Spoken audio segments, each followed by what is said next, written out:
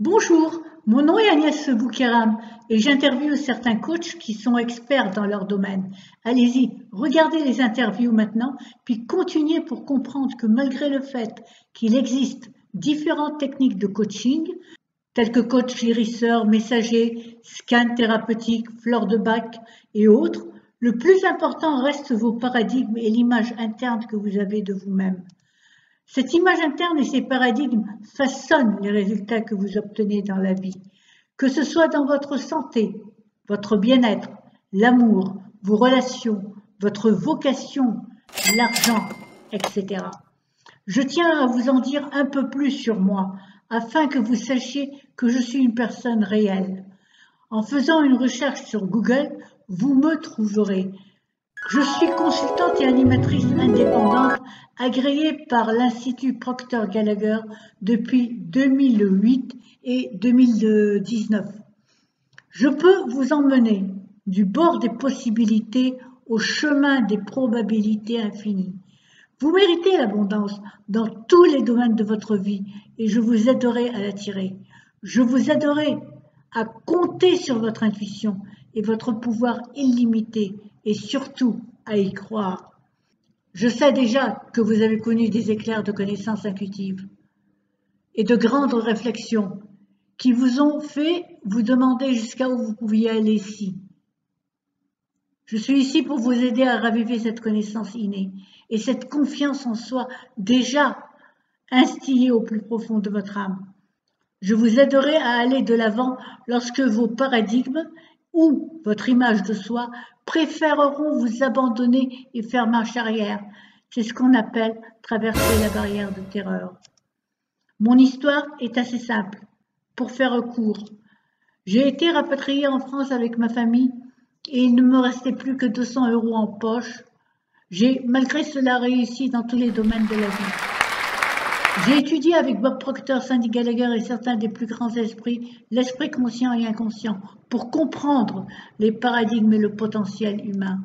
Grâce à cela, j'ai pu surmonter de très grands défis. Je suis en voie de devenir conférencière, enseignante et experte sur l'esprit, le potentiel humain et la réussite. J'ai passé plus de 15 ans en affaires en tant qu'entrepreneur et dans les petites et moyennes entreprises, les spécialistes du marketing de réseau ou les particuliers à réaliser leurs rêves. Regardez les interviews suivantes et posez-vous les bonnes questions. Où vous voyez-vous dans un an? Dans 6 mois, qu'auriez-vous réalisé? À long terme, quel est votre objectif par rapport à cette question?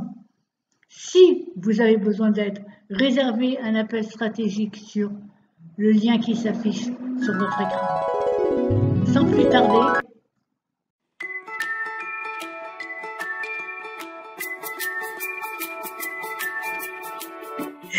bonjour et bienvenue sur cette plateforme. Aujourd'hui, j'interviewe Jean-Marie.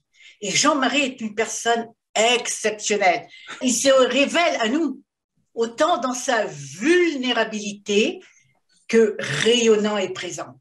Vous ne pouvez pas savoir combien de choses, juste en parlant avec lui la première fois, j'ai appris. Vous voyez, Jean-Marie ose sans détour parler vrai, mais toujours avec beaucoup d'amour et dans le respect des personnes. Une chose que j'ai aimée avec Jean-Marie, c'est la première fois que je lui ai envoyé un email et qu'il m'a répondu, il a signé cordialement. Et ça m'a fait, oh mon Dieu, cet homme est plein d'amour. Vous voyez, et c'est ce qui nous manque. Oui, il bouscule, il va vous bousculer, parce qu'il va vous faire aimer votre humanité.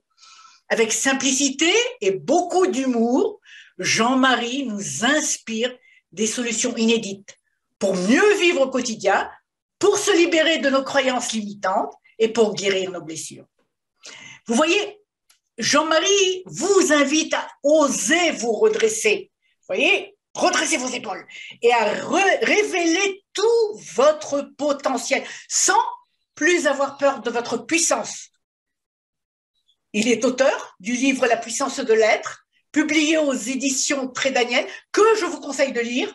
Il est formateur, thérapeute et médium. Vous voyez, au début, lorsqu'on me disait quelqu'un était médium, je me disais, oh, purée, n'importe quoi. On ne peut pas être médium. C'est pas possible. Il ne peut pas savoir ce que je ressens ou comment je pense.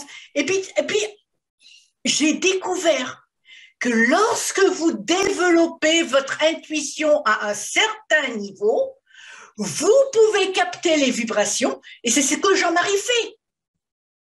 Et ce que j'aime par-dessus tout chez Jean-Marie, c'est qu'il est un électron libre. Vous ne pouvez pas le classer. Il est libre.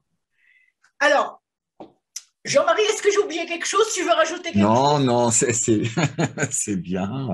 Bah, tu vois, je me rendais pas compte que cette histoire de médiumnité, parce que je voyais souvent, c'est quelque chose qui est assez jugé par des fois, on va dire le milieu plus des coachs professionnels, parce que bien sûr, comme c'est un bizarre, mais parce que déjà, chacun a une interprétation de ce que c'est. Absolument. C'est vraiment très vaste. Moi, des fois, je le résume en une chose. J'ai dit, mais vous savez, quand on est né, on est médium. Donc, on a une capacité à lire les choses, les événements, les vibrations très facilement. Plus, alors ça, c'est un peu plus dans la spiritualité. Et puis, on a peur. C'est l'idée qu'on est sans cesse inspiré par des êtres de l'autre dimension. Et je me dis, mais imagine-toi, même si tu crois pas, que tu as un bonus, c'est-à-dire que tu mets tes projets de vie, admettons, à la fois tu te sens être un grand guérisseur, mais à la fois un chef d'entreprise et à la fois quelqu'un qui aime faire la bourse. Donc, c'est trois choses totalement différentes. Ben, c'est le monde de demain, c'est qu'on osera. Mais qu'en plus, qu'on a une équipe de choc d'abord terrestre, c'est-à-dire on a des parrains, on a des mentors, on a des gens qui nous aident, qui nous inspirent, y compris les situations de vie. Mais en même temps, tu as une autre équipe de l'autre côté, on va dire d'êtres parfois qui ont déjà fait le parcours sur Terre, qui t'inspirent. Donc, en somme, on n'est jamais seul. Cette idée assez farfelue de croire, oui. D'ailleurs, dans ces deux disciplines que moi je trouve pas être si différentes finalement, quand on parle coach de vie ou spiritualité, tout ça n'est pas si éloigné. C'est juste, on pense qu'un est rationnel, l'autre est irrationnel. En réalité, pas du tout. Ça fait partie d'un tout avec lequel on va faire. Moi, j'ai appris à faire avec. Je vois bien dans le côté très concret du travail quand les gens font des plongeons à l'intérieur d'eux. J'ai une équipe de choc qui m'aide et qui m'aide à voir plus, encore plus loin, à lire. Mais là aussi où c'est une erreur de croire, je ne vois pas tout, je n'entends pas tout, je peux me planter tout à fait et c'est tout à fait normal. Donc, il n'y a pas non plus à... voilà, même avec mes guides, si c'est une mauvaise journée, ben, je dis aux gens, écoute, aujourd'hui, je suis un peu dans la peuf, voilà.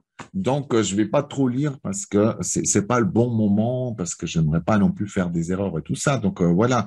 Mais dans l'esprit, c'est de pouvoir, c'est pas de fragmenter en ce moment. On se fragmente tout le temps parce qu'on a peur d'être jugé. Moi, j'ai bien vu. Hein, quelqu'un un jour m'avait dit, mais tu peux pas être psychothérapeute et puis être médium. Il faut choisir. J'ai dit, mais moi, je trouve ça dommage parce qu'en réalité, me dire, tiens, mais j'ai de plus en plus de psychologues, de psychothérapeutes et des gens même qui ont écrit des livres, mais qui ont envie d'agrandir ça en disant, mais c'est génial. Parce que comme ça, on est une équipe au service de la personne qui est là. Absolument. Bien sûr, parce qu'il faut jamais oublier, et puis j'oublie jamais une chose, c'est que chaque personne avec qui je vais travailler est aussi là pour me donner, elle vient aussi pour me guérir, parce que en la travaillant elle, je me travaille moi. Je me mets jamais oui. tu vois, comme quand quelqu'un vient, j'ai toujours des problèmes chaque fois que j'arrive presque à mon projet de vie, j'ai ouvert mon cabinet, mais non, je suis cadre dans l'entreprise, tout va bien, mais tout explose. Qu'est-ce qui se passe? D'accord? Donc, en pouvant voir plus profondément les rouages qu'il y a là-dedans, ça devient magique parce que du coup, on a une compréhension, moi j'appelle ça profonde, on ose aller dans des projets de vie, comment dire, en faisant un plongeon, au lieu d'être juste dans de la stratégie, ce qui peut être pas mal, mais il manque souvent ce côté où se dire, tiens, mais est-ce que je me respecte à l'intérieur? Qui dit non, qui dit oui pour éviter justement les désastres annoncés des fois, où on voit que ça fait la troisième fois qu'on fait exactement la même chose, mais qu'on est nous-mêmes co-créateurs. Hein, dans le sens, j'aime bien l'idée que nous sommes co-responsables de chaque événement, de chaque chose qui se passe dans la vie. certaines choses, on les voit, et puis beaucoup de choses, ça nous échappe totalement parce qu'on se dit, mais c'est pas possible. J'ai pourtant été fidèle, j'ai fait ça minutieusement et tout. Bah, au lieu de donner une belle fleur, elle est fanée. Je voudrais rebondir un peu sur ce que tu as dit là. Donc, tout ce que tu as expliqué, tu parles de la personne, mais ça peut être une personne lambada, comme ça peut être un entrepreneur. Parce que Oui. l'enjeu qui se joue est à l'intérieur de leurs deux oreilles. Peu importe le métier qu'ils font, peu Pour importe moi, ça n'a. l'entreprise qu'ils ont. Voilà, parce que souvent on a cette idée, ah oui, ça c'est plutôt la spiritualité, ça c'est plutôt si, on fragmente, d'accord? Pour moi, si dans l'esprit que nous sommes des âmes et donc où nous venons expérimenter des choses sur la terre, pour moi, tout devient spirituel. Ce qu'on appelle spiritualité, c'est juste d'être un peu plus conscient de ce qui se passe réellement et à quoi on joue pour aller vers quelque chose de plus fluide et abouti, d'accord? Ou plus dans l'amour, on pourrait dire. Mais dans l'esprit, moi, je veux dire, il n'y a pas quelque chose qui est plus spirituel ou quelque chose qui est moins spirituel dans le sens des métiers. Moi, je vois cette idée aussi où il y a la terre, le monde matériel, le monde spirituel. On n'arrête pas et ça nous fait mal parce qu'à l'intérieur de nous, on n'est pas comme ça en réalité. C'est l'ego qui fragmente, mais nous-mêmes, il n'y a pas de discipline spécifique. Moi, je veux dire, faites ce qui vous porte, ce qui vous fait vibrer dans la vie. Maintenant, ça arrive, hein, je vois de plus en plus de gens qui sont même chefs d'entreprise, mais en même temps, c'est des gens qui osent dire, tiens, mais moi, j'ai du fluide dans mes mains, moi, je veux quand même avoir mon cabinet de guérisseur. Ça a l'air fou, mais ça, c'est le monde de demain. Aux États-Unis, je vois, on est déjà plus enclin. On a des prix Oui. Nobel d'astrophysique qui travaillent avec des médiums et des chamans. Oui. Ici, c'est encore, c'est tabou. Moi, je vois bien, ça commence, mais je vois, à la rigueur, je vois dans ce que je suis, comme je suis quelqu'un, quand je dis autodidacte, ça ne veut pas dire que je n'ai pas appris. J'ai Oh, simplement des je suis professeurs. autodidacte aussi, mais j'ai eu des coachs. Et mon Voilà, coach est j'ai Bob des Proctor, tu le professeurs, connais. mais qui n'ont pas forcément, eux non plus, été reconnus, mais qui sont extrêmement fabuleux dans leur discipline, même des Absolument. avant-gardistes, mais ils n'ont pas eu le droit à l'étiquette. Et je vois, chez nous, c'est très important encore. Si je veux parler de thérapie, de soins, de ces choses-là, il faut au moins que je sois psychothérapeute ou psychologue. Les gens, ils disent non, ça n'a aucune importance. Mais c'est faux. On n'en est pas encore au stade où Ouais. vraiment on se dit, écoute, ce type m'intéresse ou cette personne-là m'intéresse, il y a quelque chose. Non, c'est, attends, je donne un exemple parce qu'il y a plusieurs fois la filière des entreprises qui est venue vers moi parce que j'aimerais aller là. Alors, ils m'ont vu, ils m'ont dit, ah oui, mais vraiment, vous avez quelque chose, machin, on parle, 1 heure après, oui, alors, quelle est votre filière, votre diplôme, machin, j'ai dit, mais ne cherchez pas, j'ai pas un diplôme ni de thérapeute à ce moment, de psychothérapeute ou de psychologue, je n'ai pas non plus un diplôme en manager d'entreprise. Ah, c'est dommage. J'ai dit, mais vous savez, si vous avez été regardé vraiment, vous auriez vu. Et j'ai dit, et quelle importance? Ouais. En Mais fin je de compte, voyais, ce qui est important, c'est que tu les amènes au résultat que eux veulent. oui. Et puis à voir aussi différemment. Tu vois, par exemple, moi, déjà, je m'adapte assez facilement. Je vois, j'apprends à m'adapter. Il faut apprendre à être caméléon. Mais il y a des choses encore dans l'entreprise, à mon avis, qui sont pas amenées, que j'avais envie d'amener. Voilà. Mais ça viendra. Si ça, c'est en train de se faire, ça veut dire que les entreprises s'ouvriront aussi à des nouvelles choses. Pour simplement, des fois, maintenant, c'est encore limité avec effectivement, si je parle d'astrophysique, je dois au moins être mathématicien. Mais en réalité, dans le monde qui vient aussi, moi, je vois des gens qui ont 18, 19 ans, je peux t'assurer, ils ont tellement de talent, ils prennent la guitare, commencent à jouer, ils prennent un tambour, ils font de la magie comme les chamans en Amazonie, ils sont déjà multi. On va faire quoi avec ces gens? Est-ce qu'on va encore une fois, comme d'habitude, casser? Parce que ça, dans notre orgueil, c'est insupportable que quelqu'un fasse en week-end ce que moi j'ai mis 15 ans à faire, et en plus, avec d'autres talents. c'est ça aussi. Ou est-ce qu'on va donner les mains à ces gens-là en disant, mais vas-y jusqu'au bout. Vraiment, tu es un grand compositeur, mais tu es aussi un grand guérisseur et tu es un médium à la fois. De les Jean-Marie, porter vers ça et peut-être dans les gens qui nous écoutent aussi, de savoir voilà, d'oser s'affirmer, d'oser traverser. Parfois, on peut se faire rejeter, mais on peut surtout aussi se faire accueillir par des gens qui ont envie de vous entendre. d'accord. Oui. Jean-Marie, que représente pour toi le développement personnel? Lorsque tu as commencé à faire du développement personnel, sur quoi tu as travaillé? Comment tu as fait? Alors, ça a été déjà, j'ai un peu changé le nom parce que j'aimais plus le côté développement humain. Voilà, parce que personnel, même si c'est juste dans l'appellation, mais je l'ai appelé développement humain parce que ça humanisait justement, parce que justement, le développement personnel, c'est pas que personnel. Déjà, c'est une idée fausse parce qu'on est toujours comment dire, avec les autres. Mais moi, j'ai commencé ce développement, je dirais, personnel et spirituel, parce qu'il y a les deux aspects, c'est évident. Moi, j'ai commencé à travailler deux choses. C'était la médiumnité et aussi les énergies. Ça, c'était les premiers pas. J'avais 17, 18 ans. Comme j'avais encore le souvenir frais, on va dire presque, du contact avec mes guides, parce que j'avais quelque chose de très fort dans mon enfance, qui a duré assez longtemps. Et puis aussi les énergies, parce que je ressentais, je percevais les choses déjà vraiment bien. Donc, j'ai choisi de faire un cours, c'était à l'époque, ça s'appelait l'énergie universelle, donc c'était un peu comme le Reiki, niveau 1, niveau 2, niveau 3, et puis aussi avec une amie qui était Channel et qui canalisait les êtres des autres mondes, avec qui j'ai fait des cours. Puis après, ça n'a plus arrêté parce que malgré que j'étais un peu triste dans ma vie parce que j'avais pas un travail que j'aimais, je trouvais pas ma place, je me suis formé en somme à tout. Il y a eu mon époque bouddhiste où j'ai fait des initiations, voilà, où j'ai appris à utiliser les huiles essentielles. Et puis, à 25, 26 ans, et je me dis, mais non de bleu, avec tout ce que tu as fait, pourquoi dans ta vie c'est toujours aussi un désastre? Et là aussi, tout d'un coup, on va rencontrer d'autres personnes et dire, mais il faut que tu plonges à l'intérieur de toi. Tu vois, pour l'instant, tu as peur de voir tes blessures, comment fait ton ego, Très intéressant.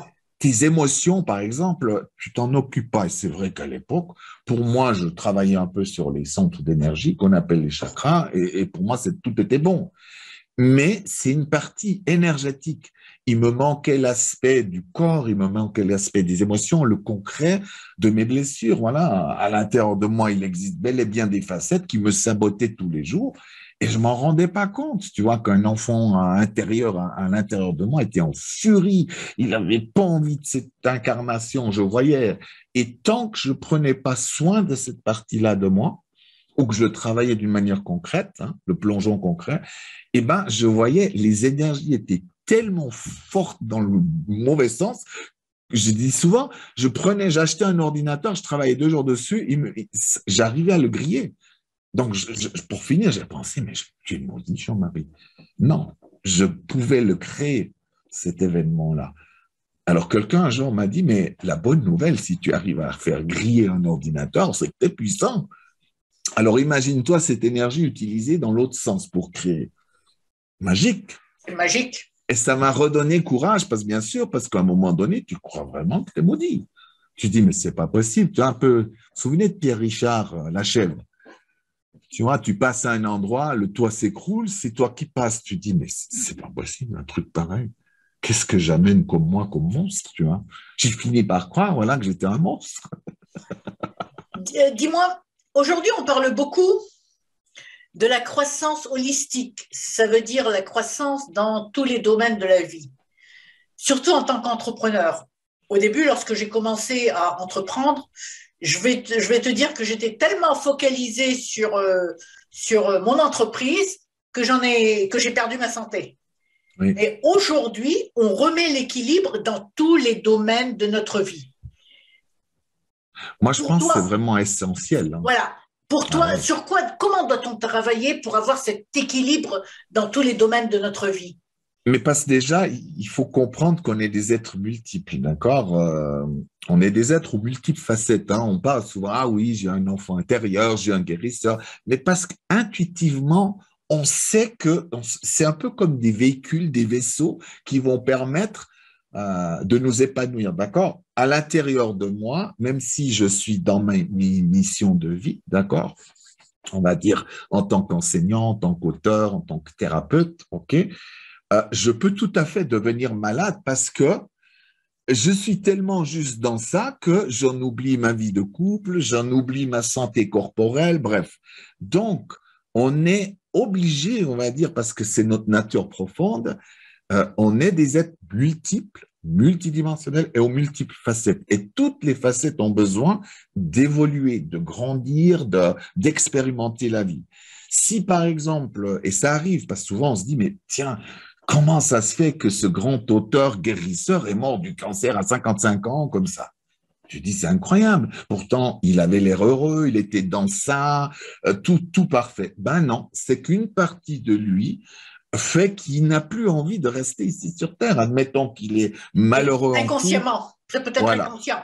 Ouais. Mais on peut voir ces facettes. Vraiment, c'est là-dessus que je travaille beaucoup avec les gens. J'ai dit, tu veux vraiment voir comment tu sabotes ton cabinet et qu'à chaque 3 ans, voilà ce qui arrive. Donc, je lui montre, voilà comment il fait, voilà quel genre de pensée, là, quel genre de blessure tu as. Et même dans ton corps, ça se voit. Je peux te lire et regarde. Et je vais apprendre aux personnes à ce qu'ils puissent lire eux-mêmes ces choses-là et en les mettant comme une manière de vivre. C'est-à-dire, nous avons besoin, c'est génial, en tant qu'être vaste, on a besoin de s'occuper, on va dire, c'est notre famille intérieure, d'accord? Donc, et même en entreprise, ça devient quelque chose d'essentiel puisque si on regarde bien, je travaillais l'autre jour avec quelqu'un qui a comment dire, c'est pas un chef d'entreprise, c'est un cadre.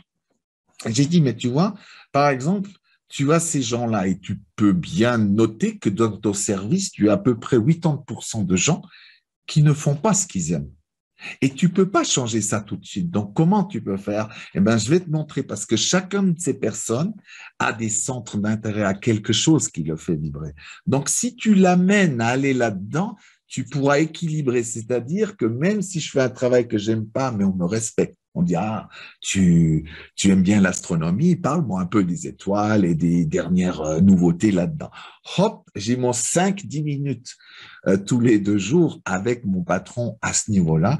Donc, ça va équilibrer. Donc, je vais apprendre à faire avec tout, y compris ce qu'on appelle de négatif, mais en somme, qui n'est que des souffrances à l'intérieur. Même, c'est ça, il faut comprendre que c'est pas toujours facile de vivre sur cette planète et en entreprise également. Alors, comment faire? Eh ben, c'est d'avoir une vision autre que celle qu'on a eue pendant presque un siècle, qui est linéaire en disant, voilà, il y a le résultat, il faut faire comme ça, telle et telle stratégie, mais on enlève le côté humain et conscience qui fait que on a beau avoir les plus belles stratégies du monde, ce n'est pas tenir compte des êtres que nous sommes là. Et voilà, et alors, bien sûr, maintenant, on est dans 2 courants, hein, le courant où on veut éliminer la problématique humaine et d'autres qui, justement, veut enfin ouvrir beaucoup plus à être humain. C'est pour ça, développement humain. Ouais, d'accord? Parce que je comprends. le véritable développement personnel, entre guillemets, va faire que je me sens plus comment dire, seul dans ma quête, mais bel et bien en interaction avec chaque être humain et dans chaque Absolument. situation de vie. Donc, Ouais. je peux pas me dire, bah, tiens, non, ça me concerne pas, parce que dès que je suis dans cette réalité-là, ça me concerne. Nous allons maintenant, si tu veux bien, aborder la question d'argent. Oui. Je crois que c'est important et j'entends souvent les gens dire oui, mais moi je ne veux pas d'argent ou moi c'est pas ce qui est important pour moi. Alors mon mentor Bob Proctor disait souvent oui, mais écoutez, il vaut mieux être riche et malheureux qu'être pauvre et malheureux. Et puis j'ai trouvé que c'était génial. Oui, parce qu'il y a encore pire comme oui, il y a encore pire comme c'est préférable d'être riche et en bonne santé que pauvre et malade, hein, voilà. Oui, absolument. Mais c'est un gros travail, hein, pour moi aussi. C'est pas gagné non plus parce que j'ai eu des moments où j'en avais plus ou moins. Ce que je peux il faut être honnête. quelle est l'intention qui nous fait dire que l'argent n'est pas important ou que l'argent, ça sert à rien ou que dans la spiritualité, on n'en a pas besoin. Attends, Jean-Marie, tu es d'accord que si tu n'as pas suffisamment d'argent pour aller faire tes courses, ça devient un problème. Oui, mais justement, c'est ce que je dis, mais des fois, il faut déjà un peu analyser le fait pourquoi on dit les choses. Moi, à une époque, je disais, par exemple, je disais, oui, mais si on est un guérisseur, eh ben, on doit faire les choses gratuitement. Hein, j'avais 20 ans quand je disais ça. Mais qu'est-ce qui me motivait à dire ça? Eh ben, c'était pour montrer que j'étais au-dessus, que j'avais pas besoin. Mais ça n'a rien à voir avec l'argent, c'était juste pour montrer que j'étais plus spirituel que l'autre qui avait besoin d'argent, d'accord? Et parce que je n'étais pas en paix avec ça, parce que j'avais une vision que l'argent en lui-même était mauvais, mais c'est ce que je vais en faire. C'est l'énergie que je vais mettre là-dedans qui va faire la valeur de l'argent ou pas. Alors, bien sûr. C'est ce que je voulais dire. Bien. Bon, donc, je présume, bien, je vais dire que l'argent est aussi important pour les entrepreneurs que pour la personne lambda, tu es d'accord? Bien sûr, oui. Bien sûr. Alors, pourquoi avons-nous des croyances limitantes autour de l'argent? Ah, mais parce que nous sommes dans une société très biaisée avec l'argent, bien sûr, parce que on peut mettre plusieurs réalités à la fois. Dans notre monde, c'est vrai que l'argent sert à souvent régner, à prendre du pouvoir sur l'autre, d'accord? Il sert à avoir plus de pouvoir et à montrer qu'on a, par exemple, réussi.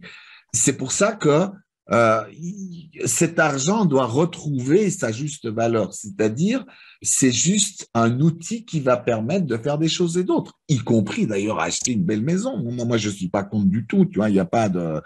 j'ai dit, l'histoire, c'est pas d'acheter la belle maison, c'est si à l'intérieur de vous, la belle maison, c'est pour fuir, par exemple, la vie, et ben ça devient toxique. Ou alors, pour montrer aux gens à tout prix que tu as mieux réussi que les autres, tu vas avoir la grande maison. Eh bien, l'argent devient toxique et l'intention qu'on a derrière. Mais ce n'est pas l'argent, le billet en lui-même qui va nous posséder, c'est bel et bien nous-mêmes et nos croyances et tout ça. Et après, je te parlais de facettes, on peut voir à l'intérieur l'éducation des facettes à l'intérieur de nous et surtout l'enfant par rapport aux parents, qu'on voit qu'on est dans le même style. Si papa, par exemple, trouvait que l'argent, ça rendait comment dire, les relations mauvaises, ça va vraiment vous arriver dans votre vie jusqu'au moment où vous vous dites, mais essaye aussi de voir peut-être dans d'autres gens où ça s'est passé différemment, tu vois, et on les trouve. Il suffit d'ouvrir notre regard, notre conscience pour dire, OK, ça existe d'autres formes de croyances dans lesquelles je préfère, tu vois. Et au fur et à mesure, moi, je veux dire, le jour où vraiment, parce que beaucoup de gens disent, ah bah oui, vous verrez bientôt, l'argent disparaîtra sur Terre. Non, le jour où il disparaîtra, ça veut dire qu'on est en paix avec ça, tous. Avant, il n'y a pas de lieu que ça disparaisse. D'abord, on doit apprendre à faire l'argent. Bon, pour l'instant. Peut-être que ça va évoluer en quelque chose d'autre. Oui. Parce que si au début, on faisait le troc, après, il y a eu l'argent, peut-être que ça va évoluer. Ce qui me fait sourire, c'est que souvent on dit, ah ben le troc c'est mieux parce qu'il y a ça. J'ai dit, mais vous verrez que les problèmes que vous n'avez pas réglés avec l'argent, vous allez les retrouver dans le troc. Et même, ok, vous avez envie de prendre du pouvoir avec de l'argent. Ok, l'argent est loin, on fait du troc. Eh ben, je vais te donner un téléphone, mais j'attends de toi que je vais essayer de te rouler en faisant croire qu'il a plus de valeur pour que tu me donnes un téléviseur. Ah ben, tu verras que c'est exactement le même problème qui est retransposé avec le troc. Avec l'échange aussi, je vois. En somme, il faut aller voir derrière ce qui se passe vraiment en profondeur. Et là, on verra que finalement, tout ça, ce sont que des outils d'expérience, tout ce qu'on vit au quotidien. Donc, ce qui est là pour être, moi j'appelle ça un peu comme de la pâte à modeler, qu'on va modeler, eh bien, argent ou pas argent, vous devrez le travailler. D'ailleurs, moi je vois quand les problématiques que j'ai quand j'ai peu d'argent ou quand j'en ai beaucoup sont exactement les mêmes. Simplement, c'est un autre moyen de pouvoir en prendre conscience et de pouvoir les travailler, les modeler et prendre conscience où sont mes blessures, les jugements que j'ai, puisque dans le voyage, c'est compter avec. C'est que j'ai envie, grâce à l'argent, au manque d'argent, ou en ayant trop d'argent, de voir qu'est-ce qui sort de moi, quel genre de croyance, qu'est-ce que je peux transformer, changer. Donc, finalement, on en arrive à ce qu'on est dans la vie, dans un jeu. Parfois, c'est un peu douloureux, mais ça reste toujours un jeu, un jeu de création, de développement, de compréhension. Quelque part, ce sont des expériences qu'on fait. Oui, tout à fait. Et il n'y en a pas de as, mauvaise ou de bonne en réalité, c'est un jugement qu'on met dessus. Voilà. tu as préparé une offre que je trouve exceptionnelle. Je vais partager mon écran. Alors, voilà. Tu la vois maintenant? Oui. Oh mon Dieu, j'ai trouvé que c'était génial. Se guérir des blessures reliées à l'argent. Qui n'en a pas? Et en plus, tu l'offres gratuitement? Oui, voilà. Mon Mais Dieu. ensemble, j'avais envie de. Il y avait plein de choses. Mais il y a déjà d'autres choses que vous pouvez avoir gratuit. Sur ton site? Ouais, je mettrai. Si vous vous inscrivez à la newsletter, il y a 2 formations déjà de 3 heures en atelier en direct. Mais j'avais envie de mettre celle-là, pas seulement parce que parce que moi aussi, je suis en train de me guérir. C'est pas toujours facile, d'accord? Je sais reconnaître de plus en plus finement les croyances, les machins, les facettes et tout, mais c'est pas encore gagné, d'accord? Parce que des fois, ça prend du temps à se guérir de certaines croyances. Et là, j'ai essayé de mettre des choses très, à la fois très pratiques et concrètes pour que vous-même puissiez comprendre. Ah, d'accord. Chaque fois quand je parle d'argent, je sens de la tristesse et j'ai un jugement parce que je dis oui, mais c'est facile à dire, toi qui es déjà riche, je me vois faire. Hein. C'est facile à dire, à donner des conseils quand on a déjà de l'argent et de la sécurité. Mais je m'écoute. Je me dis, tiens, mais pourquoi tu dis ça? Ça veut dire qu'au fond de toi, si tu n'as pas d'argent, tu n'as pas de sécurité, tu ne peux pas vivre, etc. Des fois, c'est tellement proche de nous qu'on ne le voit pas tellement c'est gros. Donc, c'est pour... En fait, la formation va être pour vraiment bien clarifier les blessures que vous avez et de pouvoir au moins les travailler. Parce que souvent, des fois, on ne les voit pas, on ne les ressent pas vraiment. Et donc, c'est encore plus dur parce que vous ne voyez pas ce qui se passe en ce moment. Et à quoi on joue? Parce que des fois, on est très contradictoire. En même temps, on veut de l'argent et puis en même temps, pour nous, l'argent, c'est être pourri. Jean-Marie? C'est des conflits intérieurs qui font que une partie gagne contre une autre. Et celle qui gagne, voilà. Et même le fait de ne pas en avoir n'est pas forcément non plus négatif dans le sens, ça c'est aussi, tu n'as pas d'argent, donc tu n'es pas dans les pensées positives. Mais j'ai dit, mais ça veut dire quoi que les gens riches sont dans les pensées positives et les gens pauvres pas? Il y a d'autres choses à comprendre. Et celles-ci, elles sont extrêmement importantes. Les choix d'âme, de passer par telle et telle porte, vous avez besoin de les voir aussi parce que c'est là la clé. C'est-à-dire, OK, je choisis aussi l'apport de l'humanité, l'amitié d'abord peut-être, parce que je ne sais pas faire encore. Chacun a sa voix. Donc, une question sur ta formation. Elle est déjà enregistrée sur le site ou bien ce sera en direct avec toi? Non, donc j'avais fait en somme... j'avais fait une soirée, c'est un atelier en 2h30 avec des questions-réponses à la fin. Donc, elle existe déjà, mais normalement, elle est payante. Voilà.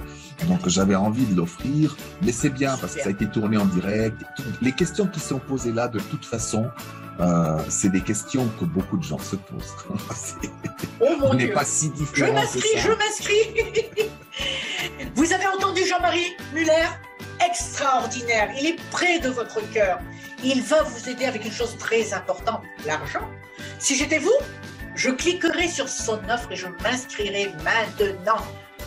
Donc, ce n'est pas mon domaine que j'aborde souvent. Par contre, il y a les spécialistes, comme on aura Christian Junot, qui est un spécialiste là-dedans. Moi, c'est juste l'aspect des blessures qui m'intéresse, c'est d'aller dans la finesse là-dedans. Après, Christian, il donnera sûrement cette fameuse suite pour aller plus loin et tout ça, qui lui est vraiment dans ça, c'est ce qu'il apporte. Mais il apporte aussi la dimension spirituelle, du bien-être à l'intérieur de l'argent, d'accord? Parce qu'on ne peut pas séparer l'un. Écoutez, vous avez entendu Jean-Marie? Je vais vous donner un conseil. Si vous avez acheté l'offre des vidéos, je vous ai promis qu'il y aura une session VIP. Je vais inviter Jean-Marie avec moi pour cette session VIP et il pourra vous parler en direct. Il pourra même répondre à vos questions. Qu'est-ce que vous en dites, les amis? Est-ce qu'on fait on applaudit Jean-Marie? Il a été fabuleux, n'est-ce pas? Jean-Marie, je te remercie. Merci je m'inscris à la formation. Je veux en profiter également et à très bientôt.